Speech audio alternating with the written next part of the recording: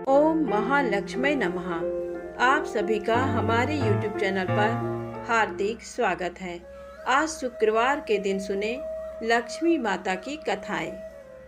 प्राचीन काल में एक बार एक गांव में गरीब ब्राह्मण रहता था। वह भगवान विष्णु का परम भक्त था।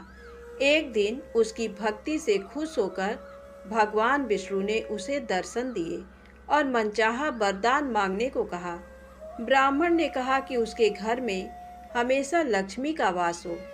इस इच्छा को जानने के बाद विष्णु जी ने कहा कि उसे लक्ष्मी तो प्राप्त हो सकती हैं, लेकिन उसके लिए उसे थोड़ा प्रयत्न करना होगा। भगवान विष्णु ने कहा कि मंदिर के सामने एक स्त्री रोज आती है और यहाँ आकर उपले पाती है। तुम बस अपने घर उन्हें आने का निमंत्रण देना। वह स्त्री ही देवी माँ लक्ष्मी है। अगर वह स्त्री तुम्हारे घर आती है तो तुम्हारा घर धन धान्य से भर जाएगा। इतना कहकर भगवान विष्णु अदृश्य हो गए। अगले दिन सुबह 4 बजे ब्राह्मण मंदिर के सामने बैठ गया और जब धन की देवी माँ लक्ष्मी उपले पाथने आई तो ब्राह्मण ने उन्हें अपने घर में आने का निवेदन किया। ब्राह्मण की बातों को सुनकर लक्ष्मी जी समझ गईं कि ये सब विष्णु जी का किया धराया है। माता लक्ष्मी ने कहा कि तुम 16 दिन तक महालक्ष्मी व्रत को विधि पूर्वक करो और रात में चंद्रमा को अर्घ्य दो तो मैं तुम्हारे घर आऊंगी। देवी के कहे अनुसार ब्राह्मण ने देवी का व्रत एवं पूजन किया और उत्तर की दिशा की ओर मुख करके लक्ष्मी जी को पुकारा। अपने वचन को पूरा करने के लिए धन की देवी प्रकट हुई और उन्होंने गरीब ब्राह्मण के हर कष्ट को दूर किया और उसके घर को सुख संपत्ति से भर दिया। प्रेम से बोले लक्ष्मी माता की जय हो। एक बार भगवान विष्णु मृत्युलोक यानी भूलोक में गमन करने के लिए निकल पड़े। माता लक्ष्मी ने भी निवेदन किया कि वह भी उनके साथ आना चाहती हैं।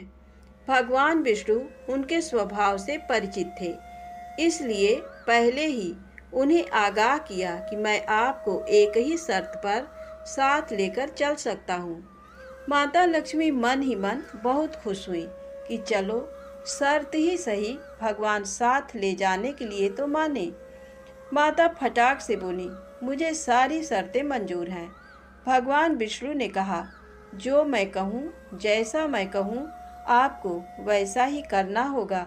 माता बोली, ठीक है, आप जैसा कहेंगे मैं वैसा ही करूँगी। दोनों भूलोक पर आकर विचरण करने लगे। एक जगह रुककर श्रीहरि ने माता से कहा कि मैं दक्षिण दिशा की तरफ जा रहा हूँ, आपको यहीं पर मेरा इंतजार करना होगा। ये कहकर भगवान विष्णु दक्षिण दिशा की तरफ बढ़ गए। अब माता को जिज्ञासा हुई कि दक्षिण दिशा में ऐसा क्या है जो भगवान मुझे वहाँ नहीं ले जाना चाहते। माता का स्वभाव तो वैसे भी चंचल ही माना जाता है। उनसे वहाँ पर ज़्यादा देर नहीं रुका गया और वे भगवान विष्णु की तरफ ही बढ़ने लगी। आगे जाकर माता को सरसों का खेत दिखाई दिया। उसकी सुंदरता ने माता का मन मोह लिया। वे फूलों को तोड़कर अपना श्रृंगार करने लगी। इसके बाद वे कुछ ही दूर आगे बढ़ी थी कि गन्ने के खेत उन्हें दिखाई दिए। उन्हें गन्ना चूसने की इच्छा हुई तो गन्ने तोड़कर उन्हें चूसने लगी कि भगवान विष्णु वापस आ गए। सरसों के फूलों से सजी माता लक्ष्मी को गन्ना चूसते हुए देखकर भगवान विष्णु उन पर क्रोधित हो गए। भगवान ने कहा कि आपने शर्त का उल्लंघन किया है। मैंने आपको वहां रुकने के लिए कहा था, लेकिन आप नहीं रुकी और यहाँ किसान के खेतों से फूल व गन्ने तोड़कर आपने अपराध किया है। इसकी आपको सजा मिलेगी। भगवान विष्णु ने माता लक्ष्मी को 12 वर्ष तक किसान की सेवा करने का शाप दे दिया और स्वयं क्षीर सागर गमन कर गए। अब विवश माता लक्ष्मी को किसान के घर रहना पड़ा। एक दिन माता लक्ष्मी ने किसान की पत्नी को देवी लक्ष्मी की प्रतिमा की पूजा करने को कहा और बोला कि इससे तुम जो भी मांगोगी तुम्हें मिलेगा। किसान की पत्नी ने वैसा ही किया। कुछ ही दिनों में उनका घर धन धान्य से पूर्ण हो गया। हंसी खुशी समृद्धि में 12 साल का समय बीत गया। जब भगवान विष्णु माता लक्ष्मी को लेने के लिए आए तो किसान ने माता को न जाने देने का हठ किया। इस पर माता लक्ष्मी ने कहा कि कार्तिक कृष्ण पक्ष की 13 के दिन यदि वह विधि पूर्वक मेरी पूजा करे तो वह उसके घर से कभी नहीं जाएंगी, लेकिन वह इस दौरान उन्हें दिखाई नहीं देंगी। वह एक कलश की स्थापना करे और उसमें कुछ धन रखे, यानी धन ही लक्ष्मी का रूप होगा। इस प्रकार 13 के दिन किसान ने माता के बताए अनुसार ही पूजा कर कलश स्थापना की और किसान का घर धन धान्य से पूर्ण रहने लगा। तब से लेकर आज तक धनतेरस पर माता लक्ष्मी की पूजा करने की परंपरा भी चली आ रही है। प्रेम से बोले लक्ष्मी माता की जय हो। एक बार की बात है, राजा बलि समय बिताने के लिए एकांत स्थान पर गधे के रूप में छिपे हुए थे। देवराज इंद्र उनसे मिलने के लिए उन्हें ढूंढ रहे थे। एक दिन इंद्र ने उन्हें खोज निकाला और उनके छिपने का कारण जानकर उन्हें काल का महत्व बताया, साथ ही उन्हें तत्व ज्ञान का बोध कराया। तभी राजा बलि के शरीर से एक दिव्य रूपात्मा स्त्री निकली। उसे देखकर इंद्र ने पूछा, दैत्यराज, ये स्त्री कौन है? देवी, मानुषी अथवा आसुरी शक्ति में से कौन सी शक्ति है? राजा बलि बोले, देवराज, ये देवी तीनों शक्तियों में से कोई नहीं है, आप स्वयं पूछ लें। इंद्र के पूछने पर वे शक्ति बोली, देवेंद्र, मुझे ना तो दैत्यराज बलि जानते हैं और ना ही तुम या कोई अन्य देवगण। पृथ्वी लोक पर लोग मुझे अनेक नामों से पुकारते हैं, जैसे श्री, लक्ष्मी आदि। इंद्र बोले, देवी, आप इतने समय से राजा बलि के पास हैं, लेकिन ऐसा क्या कारण है कि आप इन्हें छोड़कर मेरी ओर आ रही हैं? लक्ष्मी जी बोली, देवेंद्र, मुझे मेरे स्थान से कोई भी हटा या डिगा नहीं सकता। मैं सभी के पास काल के अनुसार आती जाती रहती हूँ। जैसा काल का प्रभाव होता है, मैं उतने ही समय तक उसके पास रहती हूँ। अर्थात मैं समयानुसार एक को छोड़कर दूसरे के पास निवास करती हूँ। इंद्र बोले, देवी, आप असुरों के यहाँ निवास क्यों नहीं करती? लक्ष्मी जी बोली, देवेंद्र, मेरा निवास वहीं होता है जहाँ सत्य हो, धर्म के अनुसार कार्य होते हों, व्रत और दान देने के कार्य होते हों। लेकिन असुर भ्रष्ट हो रहे हैं। ये पहले इंद्रियों को बस में कर सकते थे, सत्यवादी थे, ब्राह्मणों की रक्षा करते थे, पर अब इनके ये गुण नष्ट होते जा रहे हैं।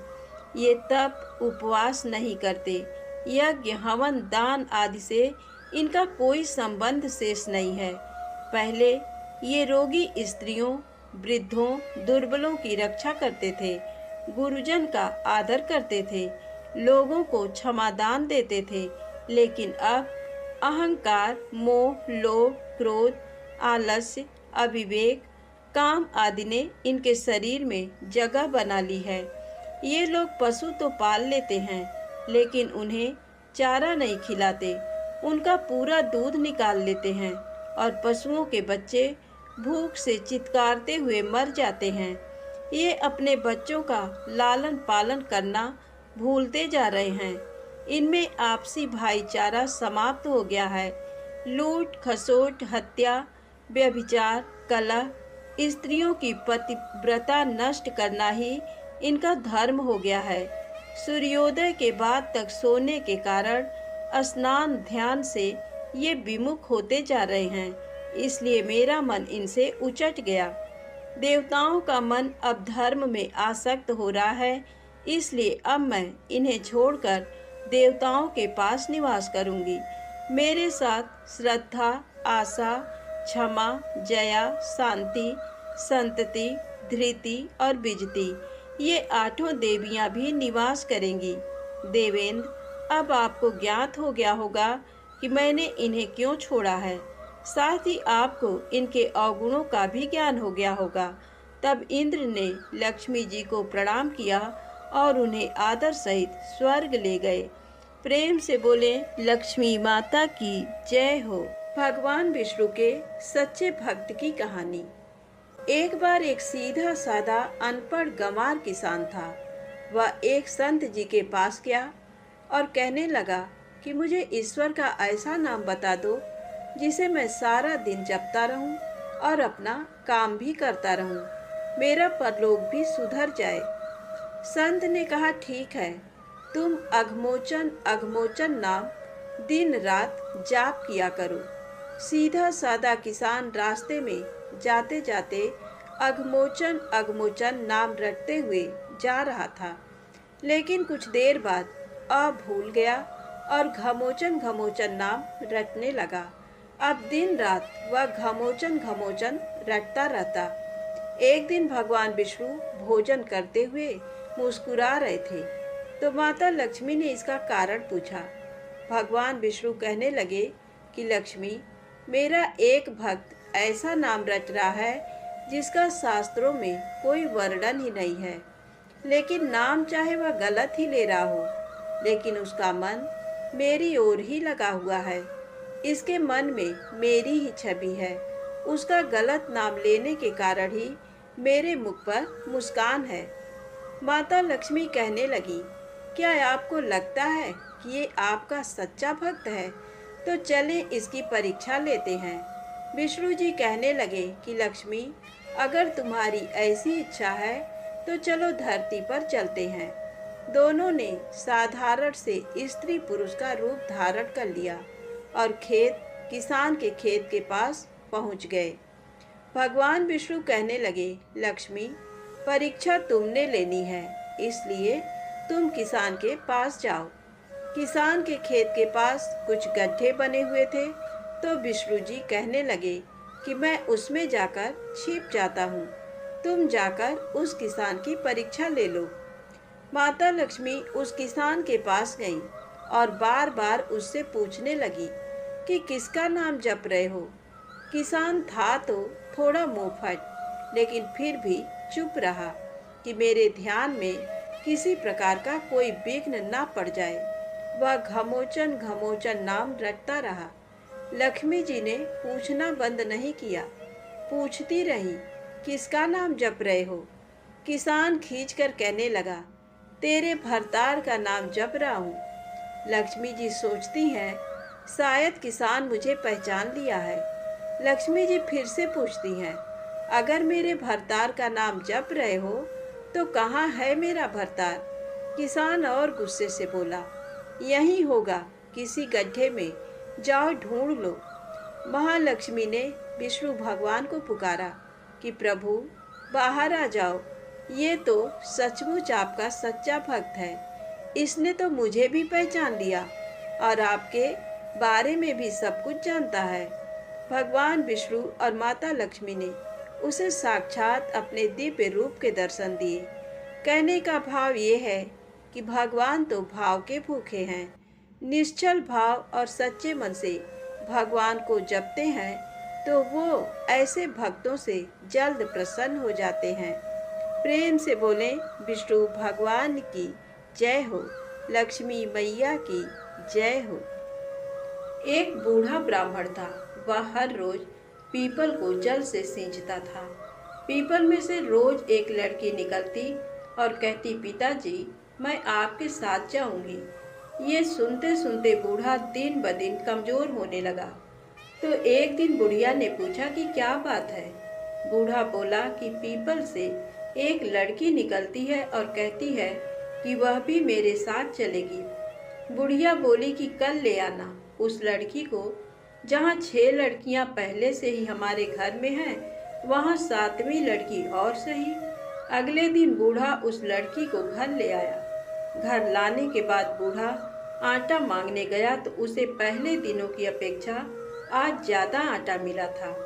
जब बुढ़िया वह आटा छानने लगी तो लड़की ने कहा कि लाओ माँ, मैं छान देती हूँ। जब वह आटा छानने बैठी तो परात भर गई। उसके बाद माँ खाना बनाने जाने लगी तो लड़की बोली कि आज रसोई में मैं जाऊंगी। तो बुढ़िया बोली कि ना बेटी, तेरे हाथ जल जाएंगे। लेकिन लड़की नहीं मानी और वह रसोई में खाना बनाने गई तो उसने तरह तरह के 36 व्यंजन बना डाले और आज सभी ने भर पेट खाना खाया। इससे पहले वह आधा पेट भूखा ही रहते थे। रात हुई तो बुढ़िया का भाई आया और कहने लगा कि दीदी, मैं तो खाना खाऊंगा। बुढ़िया परेशान हो गई कि अब खाना कहाँ से लाएगी। लड़की ने पूछा कि माँ, क्या बात है। उसने कहा कि तेरा मामा आया है और रोटी खाएगा, लेकिन रोटी तो सबने खा ली है, अब उसके लिए कहाँ से लाऊंगी। लड़की बोली कि मैं बना दूंगी और वह रसोई में गई और मामा के लिए 36 व्यंजन बना दिया। मामा ने भरपेट खाया और कहा भी कि ऐसा खाना इससे पहले उसने कभी नहीं खाया है। बुढ़िया ने कहा कि भाई, तेरी पावनी भांजी है, उसी ने बनाया है। शाम हुई तो लड़की बोली कि माँ, चौका लगा के चौके का दिया जला देना, कोठे में मैं सोऊंगी। बुढ़िया बोली कि ना बेटी, तू डर जाएगी। लेकिन वह बोली कि ना, मैं नहीं डरूंगी, मैं अंदर कोठे में ही सोऊंगी। वह कोठे में ही जाकर सो गई। आधी रात को लड़की उठी और चारों ओर आंख मारी तो धन ही धन हो गया। वह बाहर जाने लगी तो एक बूढ़ा ब्राह्मण सो रहा था। उसने देखा तो कहा कि बेटी, तू कहाँ चली। लड़की बोली कि मैं तो दरिद्रता दूर करने आई थी, अगर तुम्हें दूर करवानी है तो करवा लो। उसने बूढ़े के घर में भी आंख से देखा तो चारों ओर धन ही धन हो गया। सुबह सवेरे सब उठे तो लड़की को न पाकर उसे ढूंढने लगे कि पावनी बेटी कहाँ चली गई। बूढ़ा ब्राह्मण बोला कि वह तो लक्ष्मी माता थी, जो तुम्हारे साथ मेरी दरिद्रता भी दूर कर गई। हे लक्ष्मी माता, जैसे आपने उनकी दरिद्रता दूर की, वैसे ही सबकी करना। प्रेम से बोलें, लक्ष्मी माता की जय हो।